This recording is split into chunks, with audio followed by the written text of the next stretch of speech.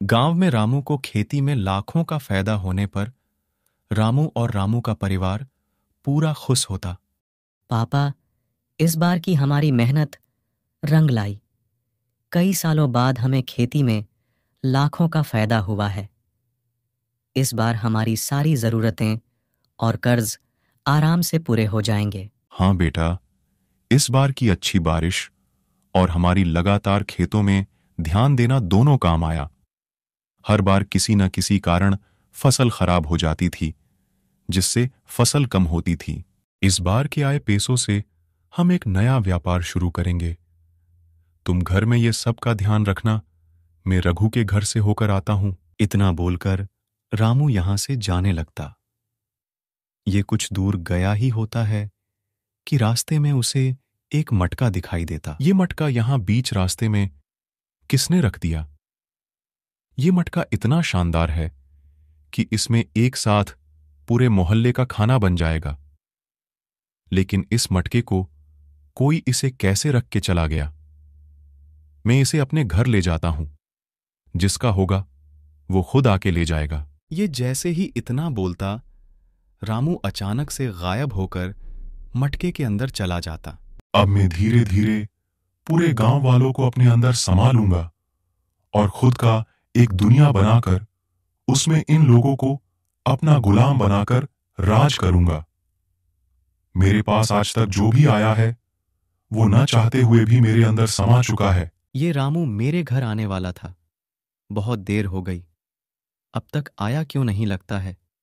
कोई काम में फंस गया होगा। मैं ही उससे जाकर मिल लेता हूं। इसी बहाने उसकी खेती का हालचाल भी ले लूंगा। इतना बोलकर रघु रामू के पास उसके घर जाने लगता। ये कुछ दूर गया ही होता है कि उसे वही मटका दिखाई देता, जिसे देखकर रघु चौंक जाता और बोलता, ये मटका तो बहुत ही खूबसूरत है, लेकिन यहां ये सुनसान जंगल में क्या कर रहा है? इस मटके से तो कई लोगों की भूख मिट सकती है। फिर इसे यहां इस हाल में कौन रखकर जा सकता है? कहीं वो इसे यहां रखकर भूल तो नहीं गया? मुझे पता लगाना होगा।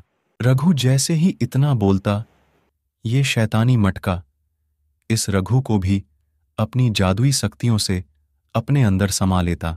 राजू बेटा, तुम्हारे पापा और रघु को शैतानी मटके ने अपने अंदर कैद कर लिया है।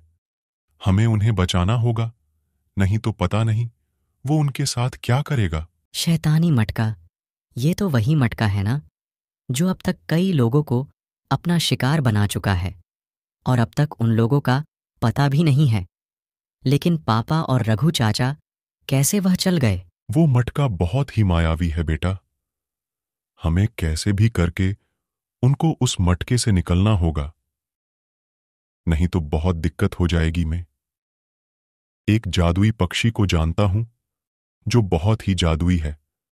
वो हमारी मदद कर सकती है। आप सही कह रहे हैं। जिस तरह लोहा लोहे को काटता है, उसी तरह इस मायावी शैतानी मटके को भी मायावी पक्षी ही काट पाएगी। चलिए उसके पास, नहीं तो कहीं देर हो गई तो पता नहीं क्या होगा। इतना बोलकर ये लोग मायावी पक्षी के पास जाने लगते। ये जैसे ही वह जाते, सभी बातें पक्षी को बताने लगते। वो मटका गांव के लोगों को इसलिए अपने कब्जे में कर रहा है क्योंकि वो सभी को कैद करके एक नई दुनिया बनाकर तुम लोगों को गुलाम बना के तुम पर राज करेगा। जल्दी ही उस मटके को नष्ट नहीं किया गया तो वो गांव के बाकी लोगों को भी अपने अंदर कैद कर लेगा। अब आप ही हमें इस मुसीबत से निकाल सकते हैं। आप ही कुछ करो, नहीं तो धीरे धीरे सभी शैतानी मटके के अंदर समा जाएंगे और पूरा गांव सुनसान हो जाएगा। तुम चिंता नहीं करो, मैं अभी अपनी जादुई शक्तियों से उस मटके पर हमला करके उस मटके को तहस नहस कर देता हूँ।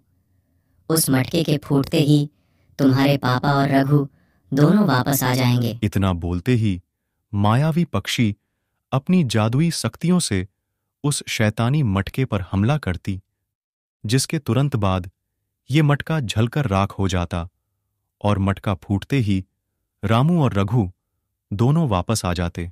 अरे भाई, रघु, मैं तो तुम्हारे घर जा रहा था। तुम यहां कब आए? अब आ ही गए हो तो चलो मेरे घर, तुमसे खेती को लेकर कुछ बात करनी है।